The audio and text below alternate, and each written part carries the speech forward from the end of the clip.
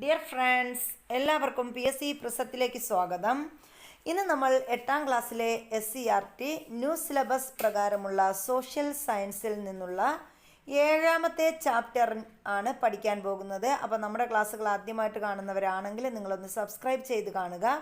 അതുപോലെ തന്നെ ആ തൊട്ടടുത്തുള്ള ബെൽ ബട്ടൺ കൂടി എനേബിൾ ചെയ്ത് കഴിഞ്ഞാൽ നമ്മളിടുന്ന വീഡിയോസൊക്കെ അപ്പോൾ തന്നെ നോട്ടിഫിക്കേഷനായിട്ട് നിങ്ങൾക്ക് ലഭിക്കുന്നതായിരിക്കും. ഇന്ന് നമ്മൾ പഠിക്കാൻ പോകുന്നത് 7ാമത്തെ ചാപ്റ്ററാണ്. നമ്മുടെ ചാപ്റ്ററിൻ്റെ പേര് മാധ്യമങ്ങളും സാമൂഹിക പ്രതിഫലനങ്ങളും എന്നതാണ്. അപ്പോൾ ഇവിടെ മാധ്യമങ്ങൾ എന്നുള്ളതിന് ഇവിടെ കുറേ ചിത്രങ്ങൾ നൽകിയിട്ടുണ്ട്. അപ്പോൾ നമുക്ക് ഇവിടെ കാണാൻ പറ്റും എന്തൊക്കെയാണ്. ന്യൂസ് പേപ്പറിൻ്റെ ചിത്രമുണ്ട്, ലൈബ്രറി പുസ്തകങ്ങളുണ്ട്, അതുപോലെ തന്നെ മാഗസിൻസ്, റേഡിയോ, ടെലിവിഷൻ, ഇതൊക്കെ ഇൻ്റർനെറ്റ്, ഇതൊക്കെ ഈ ഒരു മാധ്യമങ്ങളിൽ വരുന്നതാണ്. ചിത്രം നിരീക്ഷിക്കുക. ആശയവിനിമയത്തിനായി ഉപയോഗിക്കുന്ന വിവിധ ഉപാധികളാണ് ചിത്രത്തിൽ നൽകിയിരിക്കുന്നത്. ആദിമകാലം മുതൽ തന്നെ ആശയവിനിമയത്തിനായി വിവിധ രീതികൾ മനുഷ്യർ ഉപയോഗിച്ചു വരുന്നു. നിരവധി ആളുകളിലേക്ക് ഒരേ സമയം ആശയവിനിമയം നടത്താൻ കഴിയുന്ന വിവിധ രൂപങ്ങളാണ് ബഹുജന മാധ്യമങ്ങൾ. അപ്പം എന്താണ് ബഹുജന മാധ്യമങ്ങൾ എന്ന് പറഞ്ഞാൽ? ഒരേ സമയം നിരവധി ആളുകളിലേക്ക് ആശയവിനിമയം നടത്താൻ കഴിയുന്ന വിവിധ രൂപങ്ങളെയാണ് നമ്മൾ എന്തെന്ന് പറയുന്നത്? ബഹുജന മാധ്യമങ്ങൾ എന്ന് പറയുന്നത്. ഇനി ബഹുജന മാധ്യമങ്ങൾക്ക് ഉദാഹരണം ചോദിക്കുകയാണെങ്കിൽ നമുക്ക് പറയാം പത്രങ്ങൾ, മാസികകൾ, റേഡിയോ, ടെലിവിഷൻ, ഇൻ്റർനെറ്റ്, സാമൂഹിക മാധ്യമങ്ങൾ തുടങ്ങിയവ ഈ പറഞ്ഞ കാറ്റഗറിയിൽ ഉൾപ്പെടുന്നു. ആശയവിനിമയോപാധി എന്ന നിലയിൽ വിവിധ മാധ്യമങ്ങളിൽ ഉൾപ്പെടുന്ന കാര്യങ്ങൾ സൂചിപ്പിക്കുന്ന പട്ടിക പൂർത്തിയാക്കാൻ പറഞ്ഞിട്ടുണ്ട്. എന്തൊക്കെയാണെന്ന് നമുക്ക് നോക്കാം. അതിൽ വരുന്നതാണ് അച്ചടി മാധ്യമങ്ങൾ, റേഡിയോ, ടെലിവിഷൻ, ഇൻ്റർനെറ്റ്. അപ്പോൾ ഈ അച്ചടി മാധ്യമങ്ങൾ എന്നതിൽ എന്തൊക്കെ വരും? വാർത്തകൾ വരും, ലേഖനങ്ങൾ വരും, മാഗസിൻസ് വരും, അങ്ങനെ തുടങ്ങി എല്ലാ എഴുത്തുമായിട്ടും ബന്ധപ്പെട്ട എല്ലാ കാര്യങ്ങളും ഈ അച്ചടി മാധ്യമങ്ങളിലാണ് വരുന്നത്. ഇനി റേഡിയോയിലാണെങ്കിലോ അറിയിപ്പുകൾ, കാലാവസ്ഥാ മുന്നറിയിപ്പുകൾ ഉണ്ടായിരിക്കും. അതുപോലെ വാർത്തകളും റേഡിയോയിലുണ്ടായിരിക്കും. പിന്നെ പരസ്യങ്ങൾ, ഇതൊക്കെ ഇതിലുണ്ടാവും? റേഡിയോയിൽ ഉണ്ടാകും. പിന്നെ നമുക്ക് ടെലിവിഷൻ നോക്കുകയാണെങ്കിൽ അതിൽ വിനോദ പരിപാടികൾ, സിനിമ, അങ്ങനെയുള്ള പരിപാടികൾ, വാർത്തകൾ, ഇതൊക്കെ ഈ ഒരു ടെലിവിഷനിലുമുണ്ട്. ഇനി ഇൻ്റർനെറ്റ് എടുക്കുകയാണെങ്കിൽ അതിൽ ഓൺലൈൻ വാർത്തകൾ ഉണ്ടാകും, കൊമേഴ്സ് ഉണ്ടാകും. അതുപോലെ ഇൻ്റർനെറ്റ്, അതായത് നമുക്ക് പിന്നെ വാണിജ്യവും വ്യാപാരവും അങ്ങനെയുള്ള എല്ലാ കാര്യങ്ങളും, മറ്റ് ഓൺലൈൻ പരമായിട്ടുള്ള എല്ലാ കാര്യങ്ങളും എവിടെ ഉണ്ടാകും? ഇൻ്റർനെറ്റിൽ ഉണ്ടാകും. വ്യക്തികളിൽ വായനയ്ക്കും എഴുത്തിനുമുള്ള കഴിവുകൾ വളർത്തിയെടുക്കുന്നതിൽ മാധ്യമങ്ങൾ പ്രധാന പങ്ക് വഹിക്കുന്നു. അപ്പോൾ നമുക്കറിയാം മാധ്യമങ്ങളുടെ പങ്ക് ഈ ഒരു ആധുനിക കാലഘട്ടത്തിൽ നമുക്ക് വിസ്മരിക്കാൻ പറ്റാത്ത ഒരെണ്ണമാണ് അല്ലേ? പത്രങ്ങൾ, മാസികകൾ, ബ്ലോഗുകൾ, സാമൂഹിക മാധ്യമങ്ങൾ എന്നിവയിലൂടെ വ്യക്തികൾ ലിഖിത ഭാഷയുമായി സമ്പർക്കം പുലർത്തുന്നു. അപ്പോൾ നമ്മൾ കാണുന്ന പത്രങ്ങൾ, മാസികകൾ, ബ്ലോഗുകൾ, സാമൂഹിക മാധ്യമങ്ങൾ എന്നിവയിലൂടെ വ്യക്തികൾ എന്ത് ചെയ്യുന്നു? ലിഖിത ഭാഷയുമായി സമ്പർക്കം പുലർത്തുന്നുണ്ട്. ഇത് വായനയെ പ്രോത്സാഹിപ്പിക്കുന്നു. അപ്പോൾ ലിഖിത ഭാഷ നമ്മൾ നോക്കിക്കഴിഞ്ഞാൽ അതെന്ത് ചെയ്യും? നമ്മുടെ വായനയെ പ്രോത്സാഹിപ്പിക്കുന്നതാണ് ലിഖിത ഭാഷ എന്ന് പറയുന്നത്. സാമൂഹിക മാധ്യമങ്ങൾ, ബ്ലോഗുകൾ, ഓൺലൈൻ ഫോറങ്ങൾ എന്നിവ പോലുള്ള സംവേദനാത്മക ഇടങ്ങൾ നമ്മുടെ വ്യക്തികളെ അവരുടെ ചിന്തകൾ പ്രതിഫലിപ്പിക്കാനും പങ്കിടാനും സഹായിക്കുന്നു.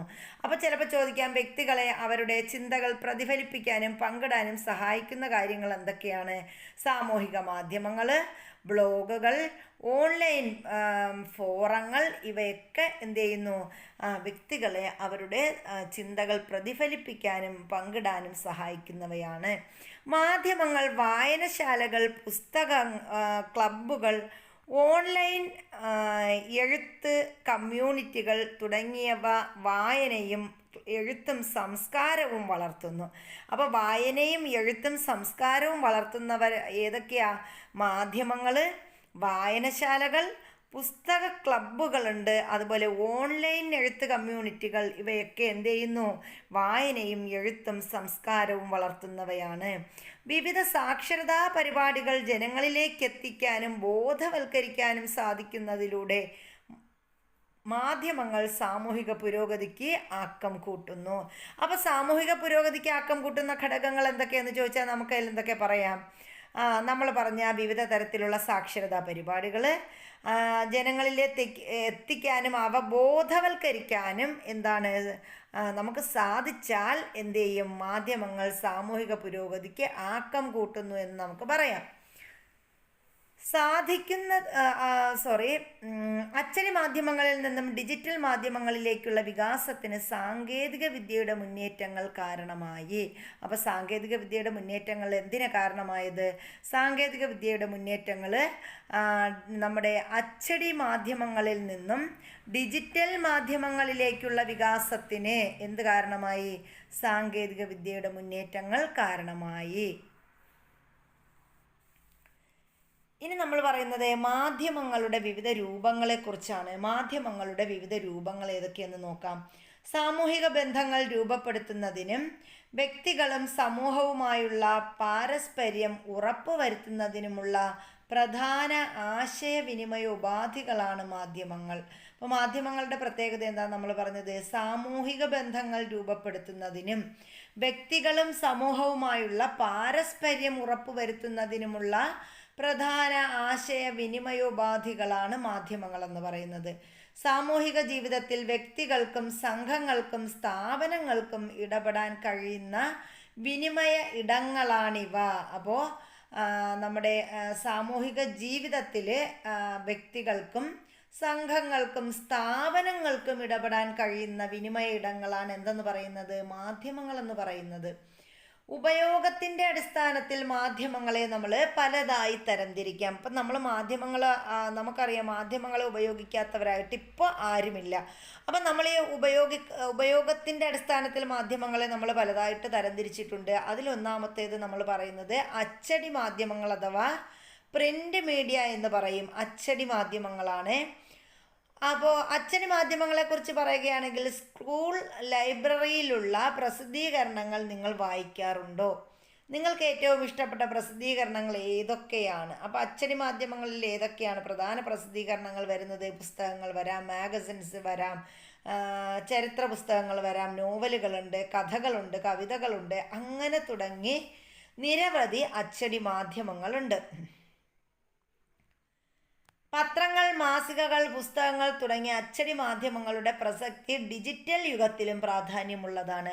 അപ്പോൾ ഡിജിറ്റൽ യുഗമാണിപ്പോൾ. ഈ ഡിജിറ്റൽ യുഗത്തിൽ എന്തിന് പ്രാധാന്യം കൂടുതലായിട്ടുണ്ട്? പത്രങ്ങൾക്കും മാസികകൾക്കും പുസ്തകങ്ങൾക്കുമൊക്കെ പ്രാധാന്യം വളരെയേറെ ഉണ്ട്. ഇവ സമഗ്രമായ വാർത്തകളും ഫീച്ചറുകളും സാഹിത്യ സൃഷ്ടികളും സമൂഹത്തിന് നൽകുന്നു. അപ്പോൾ ഇതെന്ത് ചെയ്യുന്നു? സമഗ്രമായ വാർത്തകളും ഫീച്ചറുകളും സാഹിത്യ സൃഷ്ടികളും നമ്മുടെ സമൂഹത്തിന് നൽകുന്നത് എന്താണ് എന്ന് ചോദിച്ചാൽ നമുക്കവിടെ പറയാം പത്രങ്ങൾ, മാസികകൾ, പുസ്തകങ്ങൾ എന്നിവയാണ്. ചിലപ്പോൾ നിന്നിട്ട് ഇൻ്റർനെറ്റ് സൗകര്യങ്ങൾ ഇതൊക്കെ ചോദിക്കാം, അല്ലെങ്കിൽ റേഡിയോ, ടെലിവിഷൻ ഇങ്ങനെയൊക്കെ ചിലപ്പോൾ ഓപ്ഷനിൽ വരാം. അപ്പോൾ സമഗ്രമായ വാർത്തകളും ഫീച്ചറുകളും സാഹിത്യ സൃഷ്ടികളും സമൂഹത്തിന് നൽകുന്നത് ആരാ? പത്രങ്ങളും മാസികകളും പുസ്തകങ്ങളുമാണ്. വിശ്വസനീയമായതും ആഴത്തിലുള്ളതുമായ വായനാനുഭവം അച്ചടി മാധ്യമങ്ങളിലൂടെ ലഭ്യമാകുന്നു. അപ്പോൾ എന്തൊക്കെയാണ്? വിശ്വസനീയമായതും ആഴത്തിലുള്ളതുമായ വായന അനുഭവം അച്ചടി മാധ്യമങ്ങളിലൂടെ ലഭ്യമാകുന്നു. ഇവ സൂക്ഷിച്ചു വച്ച് പുനർവായനയ്ക്ക് ഉപകരിക്കുന്നു. അപ്പം നമുക്കിത് സൂക്ഷിച്ചു വെച്ച് എന്ത് ചെയ്യാൻ പറ്റും? പുനർവായനയ്ക്ക് ഉപകരിക്കുന്നു.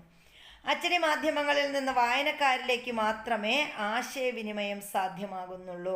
അപ്പോൾ ഈ അച്ചടി മാധ്യമങ്ങളിൽ നിന്ന് ആശയവിനിമയം സാധ്യമാകുന്നത് ആരിലേക്ക് മാത്രമാണ്? വായനക്കാരിലേക്ക് മാത്രമേ ആശയവിനിമയം സാധ്യമാകൂ. അപ്പോൾ അച്ചടി മാധ്യമം ഇപ്പോൾ പുസ്തകം വായിക്കുന്ന ആളിന് മാത്രമേ അത് എന്ത് ചെയ്യത്തുള്ളൂ? ആ ഒരു ആശയവിനിമയം സാധ്യമാവുകയുള്ളൂ. ഇനി രണ്ടാമത്തെ ഘടകം നമ്മൾ പറഞ്ഞു പ്രക്ഷേപണ മാധ്യമങ്ങൾ.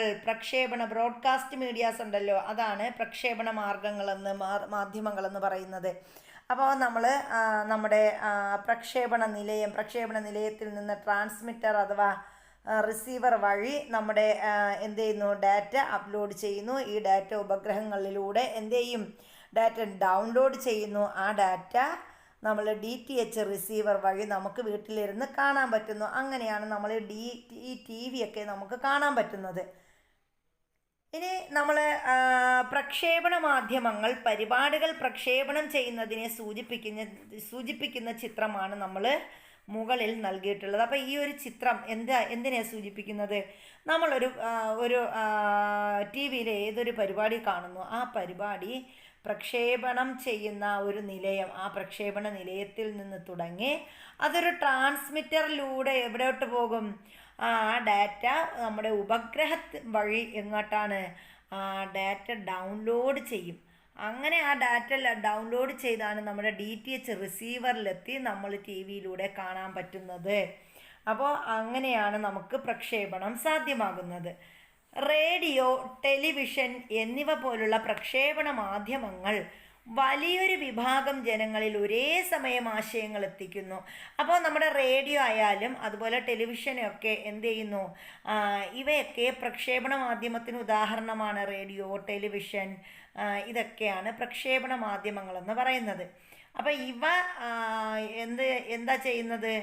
ഒരു വിഭാഗം ജനങ്ങളിൽ, അതായത് വലിയൊരു വിഭാഗം ജനങ്ങളിൽ എന്ത് ചെയ്യുന്നു? ഒരേ സമയം ആശയങ്ങൾ എത്തിക്കുന്നു. അതായത് നമ്മുടെ ലോകത്തിലുള്ള എല്ലാവർക്കും ഇപ്പം നമ്മളൊരു ന്യൂസ് സംരക്ഷണം ചെയ്യുകയാണല്ലോ, എല്ലാവർക്കും ആ ന്യൂസ് എത്തുന്നു. ഒരു വലിയൊരു വിഭാഗം ആളുകളിൽ അത് എത്തുന്നു. ഇതിൽ ആശയവിനിമയം ഒരു ദിശയിൽ മാത്രമേ സാധ്യമാകുന്നുള്ളൂ. അപ്പോൾ ഇതിൻ്റെ പ്രത്യേകത എന്ന് പറഞ്ഞാൽ ഇവിടെ ഈ പ്രക്ഷേപണ മാധ്യമങ്ങളിൽ ഒരു സ്ഥലത്ത് മാത്രമേ, ഒരു ദിശയിൽ മാത്രമേ എന്ത് സാധ്യമാവുകയുള്ളൂ? ആശയവിനിമയം സാധ്യമാവുകയുള്ളൂ. പ്രക്ഷേപണ പരിപാടികളുടെ അഭിപ്രായം രേഖപ്പെടുത്താൻ കാലതാമസം നേരിടുന്നതിനാൽ ഇവയിലും പാരസ്പര്യ സാധ്യത പരിമിതമാണ്. അപ്പോൾ ഇവിടെ നമ്മൾ പറഞ്ഞതുപോലെ എന്താണ്? നമ്മുടെ പ്രക്ഷേപണ പരിപാടികളുടെ അഭിപ്രായം രേഖപ്പെടുത്താൻ കാലതാമസം വരും. അപ്പോൾ ഒരേ ദിശയിലാണ് ഇവിടെ ആശയവിനിമയം നടക്കുന്നത്. അതുകൊണ്ട് തന്നെ ഈ പ്രക്ഷേപണ പരിപാടിയുടെ അഭിപ്രായം രേഖപ്പെടുത്താൻ കാലതാമസം വരുമെന്നാണ് പറയുന്നത്. അപ്പോൾ അതുകൊണ്ട് ഇവയിൽ എന്തുണ്ട്? പാരസ്പര്യ സാധ്യത പരിമിതമാണ്. അതായത് പരസ്പരം സംബന്ധിക്കുന്ന കാര്യങ്ങൾ, പരസ്പരം ആശയങ്ങൾ പ്രകടിപ്പിക്കുന്നത് ഏതിൽ കുറവാണ്? പ്രക്ഷേപണ മാധ്യമങ്ങളിൽ കുറവാണ്. വാർത്തകൾ, സംഗീതം, ചർച്ചകൾ, സംവാദങ്ങൾ, കായിക വിനോദം മുതലായവ പ്രക്ഷേപണ മാധ്യമങ്ങളിലൂടെ ലഭ്യമാകുന്നു. അപ്പോൾ പ്രക്ഷേപണ മാധ്യമങ്ങളിലൂടെ ലഭ്യമാകുന്നത് എന്തൊക്കെയാ? വാർത്തകളുണ്ട്, സംഗീതമുണ്ട്, ചർച്ചകളുണ്ട്, സംവാദങ്ങൾ, കായിക വിനോദം, ഇവയെല്ലാം പ്രക്ഷേപണ മാധ്യമങ്ങളിലൂടെ ലഭ്യമാകുന്നു. ഡിജിറ്റൽ പ്ലാറ്റ്ഫോമുകൾ വികസിക്കുന്നുണ്ടെങ്കിലും പ്രക്ഷേപണ മാധ്യമങ്ങൾ എന്ത് ചെയ്യുന്നു? ജനസംഖ്യയുടെ വലിയൊരു വിഭാഗത്തെ സ്വാധീനിക്കുകയും പൊതുജന അഭിപ്രായ രൂപീകരണത്തിന് സഹായകമാവുകയും ചെയ്യുന്നു. അപ്പം നമ്മുടെ ഈ ഒരു വാർത്തകളും സംഗീതവും ചർച്ചയും സംവാദവും അതുപോലെ കായിക വിനോദം ഇവ എന്താണ്? പ്രക്ഷേപണ മാധ്യമങ്ങളിലൂടെ നമുക്ക് ലഭ്യമാകുന്നതാണെന്ന് നമ്മൾ പറഞ്ഞല്ലോ. ഇത് ഡിജിറ്റൽ പ്ലാറ്റ്ഫോമുകൾ വികസിക്കുന്നുണ്ടെങ്കിലും പ്രക്ഷേപണ മാധ്യമങ്ങൾ ജനസംഖ്യയുടെ വലിയൊരു വിഭാഗത്തെ സ്വാധീനിക്കുന്നു എന്ന് നമുക്ക് പറയാൻ സാധിക്കും. പൊതുജന അഭിപ്രായ രൂപീകരണത്തിന് സഹായകമാകുന്ന ഒന്നാണ് ഈ പ്രക്ഷേപണ മാധ്യമങ്ങൾ എന്ന് പറയുന്നത്. റേഡിയോ, ടെലിവിഷൻ പരിപാടികളെക്കുറിച്ചുള്ള നിങ്ങളുടെ അഭിപ്രായം ഏത് വിധമാണ് സംപ്രേഷണം ചെയ്യുന്നവരെ അറിയിക്കുന്നതെന്ന് ചോദിച്ചിട്ടുണ്ട്. അപ്പം നമുക്കറിയാം, കത്തുകളിലൂടെ, മെസ്സേജുകളിലൂടെ ഒക്കെയാണ് നമ്മൾ എന്ത് ചെയ്യുന്നത്? ഇപ്പോൾ ചെയ്യാൻ പറ്റുന്നത്. ഇനി ഡിജിറ്റൽ മാധ്യമങ്ങൾ, അടുത്ത് നമ്മൾ പറയുന്നത് ഏതിനെക്കുറിച്ചാണ്? ഡിജിറ്റൽ മാധ്യമങ്ങളെക്കുറിച്ചാണ്. അപ്പോൾ ഡിജിറ്റൽ മാധ്യമങ്ങളെക്കുറിച്ച് പറയുകയാണെങ്കിൽ നമുക്ക് ഇവിടെ നമ്മുടെ SCRT, കേരള SCRT നമുക്ക് ഡിജിറ്റലായിട്ട് ഇപ്പോൾ കാണാൻ പറ്റൂലേ? അതേപോലെ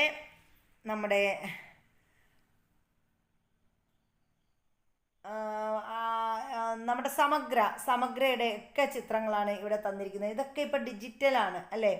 അതായത് സംസ്ഥാന വിദ്യാഭ്യാസ ഗവേഷണ പരിശീലന സമിതി അഥവാ SCRTയുടെ, എന്താണ് SCRTയുടെ ഫുൾ ഫോം? സംസ്ഥാന വിദ്യാഭ്യാസ ഗവേഷണ പരിശീലന സമിതി. അതാണ് SCRTയുടെ മലയാളം എന്ന് പറയുന്നത്. അപ്പോൾ ഈ SCRTയുടെ സമഗ്ര പോർട്ടലിൻ്റെയും നമ്മുടെ SCRTയുടെയും സമഗ്ര പോർട്ടലിൻ്റെയും ഹോം പേജിൻ്റെ ചിത്രങ്ങളാണ് നമ്മളിവിടെ കണ്ടത്. സമഗ്ര പോർട്ടൽ ഉപയോഗിക്കാറില്ലേ എന്ന് ചോദിച്ചിട്ടുണ്ട്. എന്തൊക്കെ പ്രത്യേകതകളാണ് നമ്മുടെ സമഗ്ര പോർട്ടലിനുള്ളത്? അപ്പം നമുക്ക് സമഗ്രയിൽ ഉപയോഗിക്കുന്നവർക്ക് അറിയാം, സമഗ്ര പോർട്ടലിലൂടെ നമുക്ക് ഒരുപാട് കാര്യങ്ങൾ പഠിക്കാനും നമുക്ക് ആവശ്യമുള്ളത് സെലക്ട് ചെയ്ത് പഠിക്കാനൊക്കെ സാധിക്കുന്ന ഒരു പോർട്ടലാണ് സമഗ്ര പോർട്ടൽ എന്ന് പറയുന്നത്. ഒരു അധ്യാപക വിദ്യാർത്ഥി സഹായിയാണ് സമഗ്ര പോർട്ടൽ എന്ന് പറയുന്നത്. നിങ്ങളുടെ പഠന പ്രവർത്തനങ്ങൾക്ക് എന്തൊക്കെ പിന്തുണയാണ് അത് നൽകുന്നത്? അപ്പോൾ സമഗ്ര എടുത്ത് നോക്കുന്നവർക്ക് അറിയാം, സമഗ്രയിൽ ധാരാളം പഠനപരമായിട്ട് കുട്ടികൾക്കായാലും അധ്യാപകർക്കായാലും അധ്യാപകരുടെ വർക്ക് ബുക്ക് തയ്യാറാക്കൽ, അങ്ങനെ ഒരുപാട് കാര്യങ്ങൾ നമുക്ക് സമഗ്രയിലൂടെ ലഭിക്കും. ഇൻ്റർനെറ്റിൻ്റെ വരവോടെ വിപ്ലവകരമായ പല മാറ്റങ്ങൾ ഉണ്ടാവുകയും ഡിജിറ്റൽ പ്ലാറ്റ്ഫോമുകൾ നിലവിൽ വരികയും ചെയ്തു. അപ്പോൾ ഇൻ്റർനെറ്റ് വന്നപ്പോൾ നമുക്ക് എന്ത് ചെയ്തു? നമുക്ക് വിപ്ലവകരമായ പല മാറ്റങ്ങളുണ്ടായി. ഡിജിറ്റൽ പ്ലാറ്റ്ഫോമുകൾ നിലവിൽ വന്നത് എന്തിലൂടെയായി? ഇൻ്റർനെറ്റിലൂടെയാണ്. വെബ്സൈറ്റുകൾ, ഓൺലൈൻ വാർത്തകൾ, ബ്ലോഗുകൾ എന്നിവ തത്സമയ വിവരങ്ങൾ ജനങ്ങളിലെത്തിക്കാൻ തുടങ്ങി. അപ്പോൾ നമ്മുടെ തത്സമയ വിവരങ്ങൾ ജനങ്ങളിലെത്തിക്കുന്ന എന്തിലൂടെയൊക്കെയാണ്? വെബ്സൈറ്റുകളിലൂടെയും. ഓൺലൈൻ വാർത്തകൾ, ബ്ലോഗുകൾ എന്നിവയാണ് തത്സമയ വിവരങ്ങൾ ജനങ്ങളിലെത്തിക്കാൻ ഈ ഒരു ഇൻ്റർനെറ്റിലൂടെ സാധിക്കുന്നുണ്ട്. ഇതോടെ മാധ്യമങ്ങളിലൂടെ സാമൂഹിക പാരസ്പര്യം വർദ്ധിച്ചു. അപ്പോൾ നമുക്കറിയാം, നമ്മൾ ഇൻ്റർനെറ്റിലൂടെ ഈ ബ്ലോഗുകളും ഓൺലൈൻ വാർത്തകളും വെബ്സൈറ്റുകളും ഒക്കെ ജനങ്ങളിലെത്തിയപ്പോൾ അവിടെ എന്ത് ചെയ്തു? മാധ്യമങ്ങളിലൂടെയുള്ള സാമൂഹിക പാരസ്പര്യം എന്ത് ചെയ്തു? വർദ്ധിച്ചു. വിവരങ്ങളുടെ ഉള്ളടക്കം പങ്കിടാനും ചർച്ച ചെയ്യാനും ഇവ അവസരമൊരുക്കി.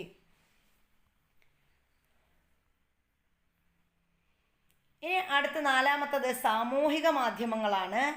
സാമൂഹ്യ മാധ്യമങ്ങളെക്കുറിച്ച് സോഷ്യൽ മീഡിയാസ് നമ്മൾ ഒരുപാട് ദിവസവും നിത്യവും കേൾക്കുന്ന ഒന്നാണ് സോഷ്യൽ മീഡിയ എന്ന് പറയുന്നത്. അപ്പോൾ അതിലൂടെ നമുക്ക് വർണ്ണക്കൂടാരം എന്ന് പറയുന്ന ഒരു പദ്ധതി ഇവിടെ പറഞ്ഞിട്ടുണ്ട്. എന്താണ്?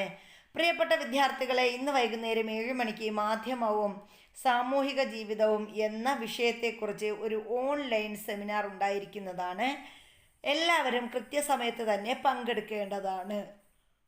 അപ്പോൾ ഇത് കുട്ടികളോട് ഇത് ഓൺലൈൻ, അപ്പോൾ വാട്സാപ്പിലൂടെയും മറ്റേ ഇൻസ്റ്റയിലൂടെയും ഒക്കെ ഉള്ള മെസ്സേജുകളാണ്. അപ്പോൾ കുട്ടികൾ പറയുന്നു പങ്കെടുക്കാം ടീച്ചർ, തത്സമയം ഞാനുണ്ടാവില്ല. അങ്ങനെ പലർക്കും പല ഈ ഓൺലൈൻ സെമിനാറുകളും ഓൺലൈൻ മാധ്യമങ്ങളുടെ സഹായത്തോടെ നമുക്ക് പെട്ടെന്ന് തന്നെ വീട്ടിൽ ഇരുന്ന് തന്നെ ഇതെല്ലാം എന്ത് ചെയ്യാൻ പറ്റും?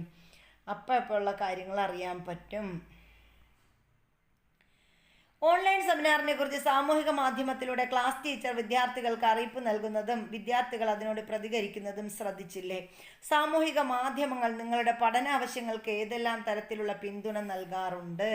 അവ സാമൂഹ്യ മാധ്യമങ്ങളിൽ എന്തൊക്കെ നമുക്ക് കാണാൻ കഴിയും? പഠന വിഭവങ്ങൾ പങ്കുവയ്ക്കൽ, പഠനാനുഭവങ്ങൾ പങ്കുവയ്ക്കൽ, അതായത് നോട്ട് തയ്യാറാക്കൽ, അങ്ങനെ ഒരുപാട് കാര്യങ്ങൾ നമുക്ക് ഈ സാമൂഹ്യ മാധ്യമങ്ങളിലൂടെ ലഭിക്കുന്നതാണ്. സാമൂഹിക മാധ്യമങ്ങൾ ആധുനിക ജീവിതത്തിൻ്റെ അവിഭാജ്യ ഘടകമായി മാറിയിരിക്കുന്നു. അപ്പോൾ സാമൂഹ്യ മാധ്യമങ്ങൾ എന്ന് പറയുന്ന ആധുനിക ജീവിതത്തിൻ്റെ അവിഭാജ്യ ഘടകമാണ്. വ്യക്തിയാന്തര ബന്ധങ്ങളും സാമൂഹിക പാരസ്പര്യവും സാമൂഹിക മാധ്യമങ്ങളിൽ കൂടുതലായി കാണപ്പെടുന്നു. അപ്പോൾ ചിലപ്പോൾ ഇങ്ങനെ ഒരു ക്വസ്റ്റ്യൻ വരാം, വ്യക്തിയാന്തര ബന്ധങ്ങളും സാമൂഹിക പാരസ്പര്യവും സാമൂഹിക മാധ്യമങ്ങളിൽ കൂടുതലായിട്ട് കാണപ്പെടുന്നു. അപ്പോൾ സാമൂഹ്യ മാധ്യമം ഏതിലാണ് കൂടുതലായിട്ട് ഈ വ്യക്തിയാന്തര ബന്ധങ്ങളും സാമൂഹ്യ പാരസ്പര്യവും കാണപ്പെടുന്നതെന്ന് ചോദിക്കാം. അപ്പോൾ ഏതാണ്?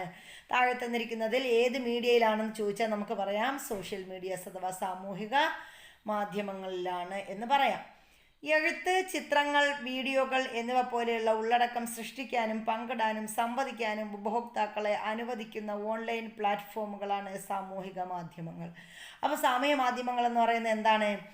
നമ്മുടെ ചിത്രങ്ങൾ, എഴുത്ത്, വീഡിയോ എന്നിവ പോലെയുള്ള ഉള്ളടക്കം സൃഷ്ടിക്കാനും പങ്കിടാനും സംവദിക്കാനും ഉപഭോക്താക്കളെ അനുവദിക്കുന്ന ഓൺലൈൻ പ്ലാറ്റ്ഫോമുകളാണ് എന്തെന്ന് പറയുന്നത്?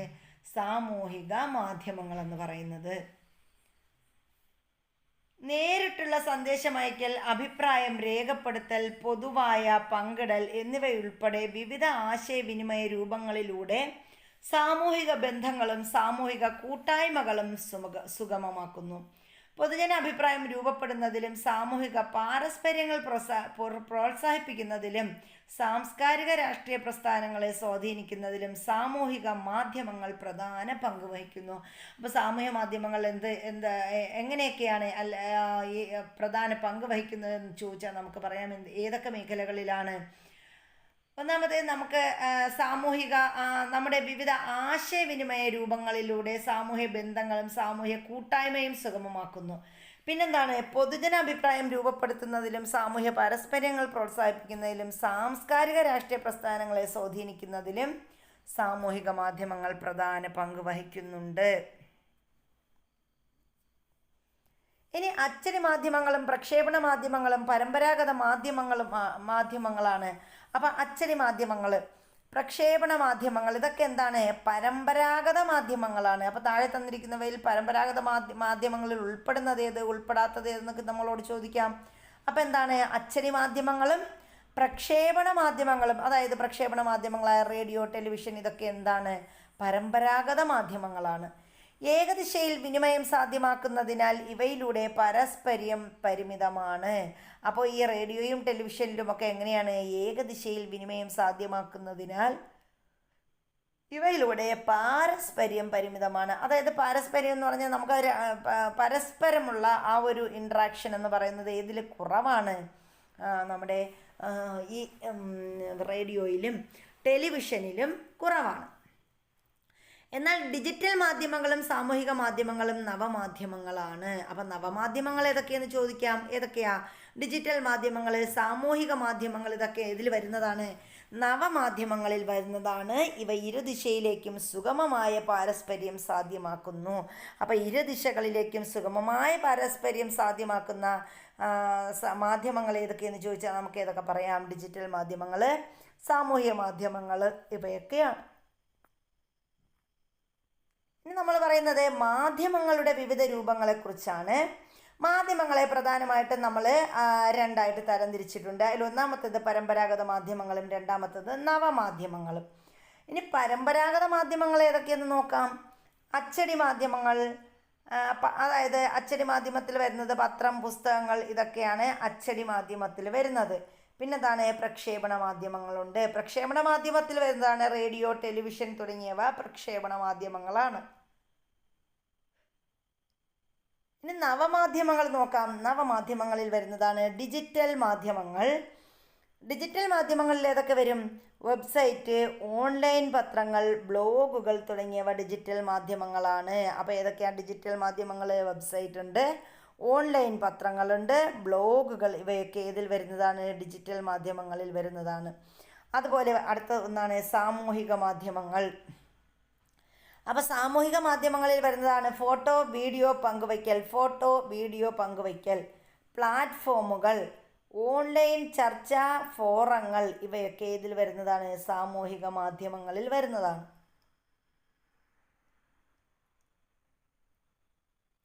ഇനി ഇവിടെ ഒരു കോളത്തിൽ പറഞ്ഞിട്ടുണ്ട് എന്താ, മാധ്യമരൂപങ്ങളുടെ, അതായത് മാധ്യമരൂപങ്ങൾ ഏതൊക്കെയെന്ന് നമ്മൾ പറഞ്ഞു കഴിഞ്ഞു. പത്രം, മാസിക, റേഡിയോ, ടെലിവിഷൻ, വെബ്സൈറ്റ്, സാമൂഹിക മാധ്യമങ്ങൾ, ഇതൊക്കെയാണ് മാധ്യമരൂപങ്ങൾ എന്ന് പറയുന്നത്. അപ്പോൾ ഇവിടെ പേരുകൾ, മാധ്യമരൂപങ്ങളുടെ പേരുകൾ എഴുതിയ സ്ട്രിപ്പുകൾ ഒരു പെട്ടിയിൽ നിക്ഷേപിക്കുക. വിവിധ സംഘങ്ങളായി തിരിയുക. ഓരോ സംഘവും വിവിധ മാധ്യമരൂപങ്ങൾ തിരഞ്ഞെടുക്കുക. താഴെ നൽകിയിട്ടുള്ള സൂചനകൾ ഓരോ മാധ്യമങ്ങളിൽ എങ്ങനെയെല്ലാമാണ് അവതരിപ്പിക്കുന്നതെന്ന് കണ്ടെത്തുക. അപ്പോൾ ഇവിടെ പറഞ്ഞിരിക്കുന്ന സൂചനകൾ പ്രാദേശിക, ദേശീയ, അന്തർദേശീയ വാർത്ത, വിനോദം, വിജ്ഞാനം, പരസ്യങ്ങൾ, കായികം, കലകൾ, ഇതൊക്കെ ഓരോ മാധ്യമങ്ങളിലും പ്രേക്ഷകരുടെ പ്രതികരണങ്ങൾ പ്രകടിപ്പിക്കുന്ന വിധം കൂടി കണ്ടെത്തി അതിൻ്റെ അടിസ്ഥാനത്തിൽ അവതരിപ്പിക്കാൻ കൂടി കുട്ടികളോട് പറഞ്ഞിട്ടുണ്ട്. ഇനി പ്രവർത്തനത്തിലെ കണ്ടെത്തലുകളുടെ അടിസ്ഥാനത്തിൽ പരമ്പരാഗത മാധ്യമങ്ങളും നവമാധ്യമങ്ങളും എങ്ങനെ വ്യത്യാസപ്പെട്ടിരിക്കുന്നുവെന്നാണ് ഇവിടെ പറയുന്നത്. നമുക്ക് നോക്കാം. അപ്പോൾ കൂടുതൽ വ്യത്യാസങ്ങൾ കണ്ടെത്തി കൂട്ടിച്ചേർക്കാനും പറഞ്ഞിട്ടുണ്ട്. അപ്പോൾ നമുക്ക് നോക്കാം പ്രത്യേകതകൾ. പരമ്പരാഗത മാധ്യമങ്ങൾ, നവമാധ്യമങ്ങൾ, ഇവയുടെ പ്രത്യേകതകളാണ് പറയുന്നത്. ഒന്നാമത്തേത് ആശയവിനിമയം. ഇവ തമ്മിലുള്ള ആശയവിനിമയത്തിലുള്ള പ്രത്യേകതകൾ എന്തൊക്കെ? അതിലൊന്നാമത്തെ എന്താ, ഏകദിശയിൽ ആശയം. ഈ പരമ്പരാഗത മാധ്യമങ്ങളിലാണെങ്കിൽ എന്താണ്, റേഡിയോ, ടെലിവിഷൻ, ഇതിലൊക്കെ എങ്ങനെയാണ് ഏകദിശയിൽ ആശയവിനിമയം എന്ന് പറയുന്നത് ഒരാൾ മാത്രമായിരിക്കും, ഒരു ദിശയിൽ മാത്രമായിരിക്കും ആശയവിനിമയം നടക്കുന്നത്. ഇനിയോ വിനിമയം ചെയ്യുന്നവരിൽ നിന്നും സ്വീകർത്താക്കളിലേക്ക് മാത്രം, അതായത് വിനിമയം ചെയ്യുന്നവരിൽ നിന്നും സ്വീകർത്താക്കളിലേക്ക് മാത്രം, അതാണ് അവിടെ ഒരു ആശയവിനിമയം നടക്കുന്നത്. ഇനി അതുപോലെ നമ്മൾ നവമാധ്യമങ്ങളുടെ കാര്യം പറയുകയാണെങ്കിലോ, ഇരുദിശയിൽ ആശയവിനിമയം, നവമാധ്യമങ്ങളിൽ ഇരുദിശയിലും വിനിമയം നടക്കുന്നുണ്ട്. വിനിമയം ചെയ്യുന്നവരും സ്വീകർത്താക്കളും തമ്മിൽ എന്തുണ്ട്? ആശയവിനിമയം നടക്കുന്നുണ്ട്. ഇനി പാരസ്പര്യം എന്ന് പറഞ്ഞാൽ നമ്മുടെ പരമ്പരാഗത മാധ്യമങ്ങളിൽ എങ്ങനെയാണ്? പാരസ്പര്യം പരിമിതമാണ്. പരമ്പരാഗത മാധ്യമങ്ങളിൽ പാരസ്പര്യം പരിമിതമാണ്. നവമാധ്യമങ്ങളിലാണെങ്കിലോ ഉയർന്ന പാരസ്പര്യതയും പങ്കെടുക്കലുമാണ്. അപ്പം നവമാധ്യമങ്ങളിൽ എല്ലാ ആൾക്കാരും എന്ത് ചെയ്യും? ഉയർന്ന രീതിയിൽ പങ്കെടുക്കും. അപ്പം അതുകൊണ്ട് നമുക്ക് പറയാം നവമാധ്യമങ്ങളിൽ എന്ത് കൂടുതലാണ്? നവമാധ്യമങ്ങളിൽ പാരസ്പര്യം കൂടുതലാണ്. അപ്പോൾ പാരസ്പര്യത്തിൻ്റെ കാര്യം ചോദിക്കുകയാണെങ്കിൽ പാരസ്പര്യം പരിമിതമാണ്. എവിടെയാ പരിമിതം? പരമ്പരാഗത മാധ്യമങ്ങളിൽ. ഉയർന്ന പാരസ്പര്യതയും പങ്കെടുക്കലുമുണ്ട്. എവിടെയുണ്ട്? നവമാധ്യമങ്ങളിലുണ്ട്. അടുത്ത് നമ്മൾ രൂപമാണ് പറയുന്നത്. നമ്മുടെ പരമ്പരാഗത മാധ്യമങ്ങൾക്ക് എന്ത് രൂപമാണ്? ഭൗതിക രൂപത്തിലുള്ളതാണ് പരമ്പരാഗത മാധ്യമങ്ങൾ. അതായത് പരമ്പരാഗത മാധ്യമങ്ങളിലുള്ളത് പത്രം, റേഡിയോ, ടെലിവിഷൻ, ഇതിൻ്റെയൊക്കെ രൂപം എങ്ങനെയാണ്? ഭൗതികമായ രൂപമാണ്. ഇനി നവമാധ്യമങ്ങളിലാണെങ്കിലോ ഡിജിറ്റൽ രൂപമാണ്. ഇൻ്റർനെറ്റ് സൗകര്യമുള്ള ഉപകരണങ്ങളാണ് നമ്മൾ ഡിജിറ്റൽ ഉപകരണങ്ങൾ എന്ന് പറയുന്നത്. അപ്പോൾ നവമാധ്യമങ്ങളിലാണെങ്കിൽ അവിടെ എന്തുണ്ടാവും?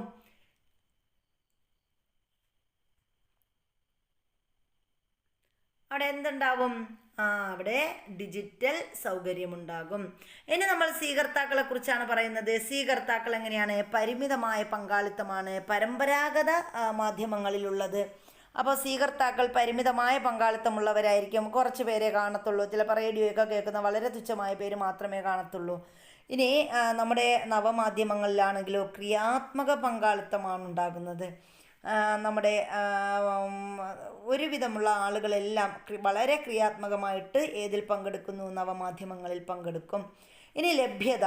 സ്ഥലകാല പരിമിതി ഉള്ളതിനാൽ എപ്പോഴും ലഭ്യമാകില്ല.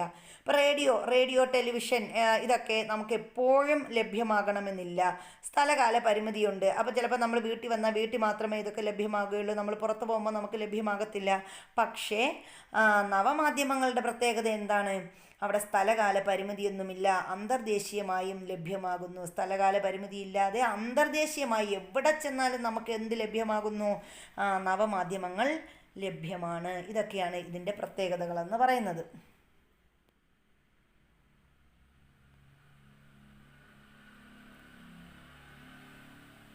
ഇനി പൊതുജനാഭിപ്രായം അഥവാ പബ്ലിക് ഒപ്പീനിയൻ, സാമൂഹിക വഴക്കങ്ങൾ അഥവാ സോഷ്യൽ നോംസ് നമ്മൾ പറയും, സാംസ്കാരിക മൂല്യങ്ങൾ എന്നിവയെ സ്വാധീനിച്ചുകൊണ്ട് സമൂഹത്തെ രൂപപ്പെടുത്തുന്നതിൽ മാധ്യമങ്ങൾ പ്രധാന പങ്ക് വഹിക്കുന്നു. അപ്പോൾ മാധ്യമങ്ങൾ സമൂഹത്തെ രൂപപ്പെടുത്തുന്നതിൽ പ്രധാന പങ്ക് വഹിക്കുന്നു. എങ്ങനെയെന്ന് ചോദിച്ചാൽ നമുക്ക് എന്തൊക്കെ പറയാം? പൊതുജനാഭിപ്രായം, അതുപോലെ സാമൂഹിക വഴക്കങ്ങൾ, സാമൂഹിക മൂല്യങ്ങൾ എന്നിവയെ സ്വാധീനിച്ചു കൊണ്ടാണ് സമൂഹത്തെ രൂപപ്പെടുത്തുന്നതിൽ ആര് പ്രധാന പങ്ക് വഹിക്കുന്നത്? മാധ്യമങ്ങൾ പ്രധാന പങ്ക് വഹിക്കുന്നത്. പത്രങ്ങൾ, റേഡിയോ, ടെലിവിഷൻ എന്നീ പരമ്പരാഗത മാധ്യമങ്ങൾ വിനോദം, വിവരവിനിമയം, വിജ്ഞാനം എന്നിവ സാധ്യമാക്കുന്നു. അപ്പം നമുക്ക് വിനോദം, പിന്നെ അതുപോലെ വിവരവിനിമയം, വിജ്ഞാനം എന്നിവ സാധ്യമാക്കുന്നത് എന്താണ്? അത് റേഡിയോ, ടെലിവിഷൻ തുടങ്ങിയ പരമ്പരാഗത മാധ്യമങ്ങളാണ്. പത്രങ്ങൾ, റേഡിയോ, ടെലിവിഷൻ തുടങ്ങിയ പരമ്പരാഗത മാധ്യമങ്ങളാണ് വിനോദം, വിവരവിനിമയം, വിജ്ഞാനം എന്നിവ സാധ്യമാക്കുന്നത്. അതേസമയം നവമാധ്യമങ്ങൾ എന്ത് ചെയ്യുന്നു? കൂടുതൽ ആശയവിനിമയം സാധ്യമാക്കുകയും പങ്കാളിത്തം വർദ്ധിപ്പിക്കുകയും ചെയ്യുന്നു. അപ്പം നമ്മുടെ പങ്കാളിത്തം വർദ്ധിപ്പിക്കുന്നത് ആരാ? അത് ചോദിച്ചാൽ നവമാധ്യമങ്ങളാണ്. ഇനി ആശയവിനിമയം സാധ്യമാക്കുന്നതും ആരാണ്? അതും നവമാധ്യമങ്ങളാണ്. കൂടുതൽ ആശയവിനിമയം സാധ്യമാക്കുന്നതും പങ്കാളിത്തം വർദ്ധിപ്പിക്കുന്നതും. ഇനി നമ്മൾ പറയുന്നത് സാമൂഹിക മാധ്യമങ്ങളുടെ ഇടപെടൽ വ്യക്തികൾ തമ്മിലുള്ള ബന്ധത്തെ ഗുണാത്മകമായി സ്വാധീനിക്കുന്നുണ്ട്. അപ്പോൾ വ്യക്തികൾ തമ്മിലുള്ള ബന്ധത്തെ വളരെയേറെ ഗുണാത്മകമായി സ്വാധീനിക്കുന്ന ഒന്നാണ് എന്ത്? സാമൂഹിക മാധ്യമങ്ങളുടെ ഇടപെടൽ എന്ന് പറയുന്നത്. എന്നാൽ ഗുണാത്മകമല്ലാത്ത സാഹചര്യങ്ങളും അവ സമൂഹത്തിൽ സൃഷ്ടിക്കുന്നതായി സമൂഹശാസ്ത്രജ്ഞർ വിലയിരുത്തുന്നുണ്ട്. അപ്പോൾ ഇവിടെ നമ്മൾ ഈ പറഞ്ഞതുപോലെ എന്താണ്, നമ്മുടെ സാമൂഹിക മാധ്യമങ്ങൾ എന്ന് പറയുന്നത് ഗുണാത്മകമല്ലാത്ത സാഹചര്യങ്ങളും സൃഷ്ടിക്കുന്നുണ്ട്. പലപ്പോഴും നമ്മൾ സമൂഹ മാധ്യമങ്ങളിൽ കേൾക്കുന്ന കാര്യങ്ങളൊക്കെ ഒരുപാട് ഗുണാത്മകമല്ലാത്ത കാര്യങ്ങളെക്കുറിച്ച് നമ്മൾ കേൾക്കാറുണ്ട്. ഇവ സമൂഹത്തിൽ സൃഷ്ടിക്കുന്നതായി സാമൂഹിക ശാസ്ത്രജ്ഞർ വിലയിരുത്തുന്നുണ്ട്. അപ്പോൾ ഗുണാത്മകമല്ലാത്ത സാഹചര്യങ്ങളും നമ്മുടെ സമൂഹത്തിൽ സൃഷ്ടിക്കുന്നതായിട്ട് ആര് വിലയിരുത്തുന്നു? സാമൂഹിക ശാസ്ത്രജ്ഞർ വിലയിരുത്തുന്നുണ്ട്. ഹ്രസ്വമായ പാരസ്പര്യത്തിൽ ഏർപ്പെടാൻ സാമൂഹിക മാധ്യമങ്ങളിലൂടെ സാധിക്കുമെങ്കിലും അർത്ഥപൂർണവും ആഴത്തിലുമുള്ള ബന്ധങ്ങളിൽ ഏർപ്പെടുന്നതിൽ അവ പരാജയപ്പെടുന്നുണ്ട്. അപ്പോൾ നമ്മൾ ഈ പറഞ്ഞതുപോലെ സാമൂഹ്യ മാധ്യമങ്ങളിലൂടെ എന്ത് സാധിക്കുന്നു? ഹ്രസ്വമായ പാരസ്പര്യത്തിൽ ഏർപ്പെടാൻ സാമൂഹ്യ മാധ്യമങ്ങളിലൂടെ സാധിക്കുന്നുണ്ട്. പക്ഷേ അർത്ഥപൂർണവും ആഴത്തിലുമുള്ള ബന്ധങ്ങളിൽ ഏർപ്പെടുന്നതിൽ അവ എന്ത് ചെയ്യുന്നു? പരാജയപ്പെടുന്നുണ്ടെന്നാണ് പറയുന്നത്. ഇനി സാമൂഹിക മാധ്യമങ്ങളുടെ അമിത ഉപയോഗം സൃഷ്ടിക്കുന്ന കൂടുതൽ പ്രശ്നങ്ങൾ കണ്ടെത്തി കൂട്ടിച്ചേർത്ത് എഴുതാൻ പറഞ്ഞിട്ടുണ്ട്. അപ്പം നമ്മുടെ സാമൂഹ്യ മാധ്യമങ്ങളുടെ അമിത ഉപയോഗം ഒരുപാട് പ്രശ്നങ്ങൾ സൃഷ്ടിക്കുന്നു. എന്തൊക്കെയാണ്? വിദ്യാർത്ഥികളുടെ പഠനത്തെയും ശാരീരിക മാനസിക ആരോഗ്യത്തെയും പ്രതികൂലമായി ബാധിക്കുന്നു.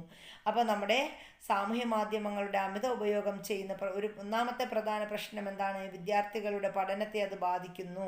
പിന്നെന്താണ്? ശാരീരിക മാനസിക ആരോഗ്യത്തെയും പ്രതികൂലമായി ബാധിക്കുന്നു. അനിയന്ത്രിതമായ ഉപയോഗം വ്യക്തിബന്ധങ്ങളിലും സാമൂഹിക ബന്ധങ്ങളിലും അകലം സൃഷ്ടിക്കുന്നു. ഇപ്പം നമുക്കറിയാം, നമ്മളൊരു വീട്ടിൽ കയറി ചെന്ന് കഴിഞ്ഞാൽ അവിടുത്തെ കുട്ടികൾ അമിതമായിട്ട് സാമൂഹിക മാധ്യമങ്ങൾ ഉപയോഗിക്കുന്നത് കാരണം അവർക്കിടയിൽ പരസ്പരം വ്യക്തിബന്ധങ്ങൾക്ക് സ്ഥാനമില്ലാതാകും. അതുപോലെ തന്നെ സാമൂഹിക ബന്ധങ്ങളിലും അകലം സൃഷ്ടിക്കുന്നു. അപ്പോൾ ഇങ്ങനെ ഒരുപാട് പാരിസ്ഥിതികവും സാമൂഹികവും കുടുംബപരവുമായ പ്രശ്നങ്ങൾ എവിടെ ഉണ്ടാകുന്നുണ്ട്? ഈ സാമൂഹ്യ മാധ്യമങ്ങളുടെ അമിത ഉപയോഗം മൂലം ഉണ്ടാകുന്നുണ്ട്. അപ്പോൾ ഇത്രയുമാണ് നമ്മുടെ ഒന്നാമത്തെ പാർട്ട് എന്ന് പറയുന്നത്. അപ്പോൾ നമ്മുടെ ക്ലാസ്സുകൾ ഇഷ്ടപ്പെട്ടാൽ ലൈക്ക് ചെയ്യാൻ മറക്കരുത്. അപ്പോൾ നമ്മളിതിൻ്റെ അടുത്ത പാർട്ട് അടുത്തൊരു വീഡിയോയിൽ ചെയ്യുന്നതായിരിക്കും. അപ്പോൾ എല്ലാവർക്കും നല്ലൊരു ദിവസം ആശംസിക്കുന്നു. നമ്മുടെ ചാനൽ ആദ്യമായിട്ട് കാണുന്ന ആരെങ്കിലും ഉണ്ടെങ്കിൽ ഒന്ന് സബ്സ്ക്രൈബ് ചെയ്ത് കൂടെ വരിക. അതുപോലെ നമ്മുടെ ചാനൽ മറ്റുള്ളവരിലേക്ക് ഒന്ന് ഷെയർ ചെയ്ത് നമ്മളെ സപ്പോർട്ട് ചെയ്യുക. അപ്പോൾ എല്ലാവർക്കും അടുത്ത വീഡിയോയിൽ കാണുന്നത് വരെ എല്ലാവർക്കും താങ്ക് യു.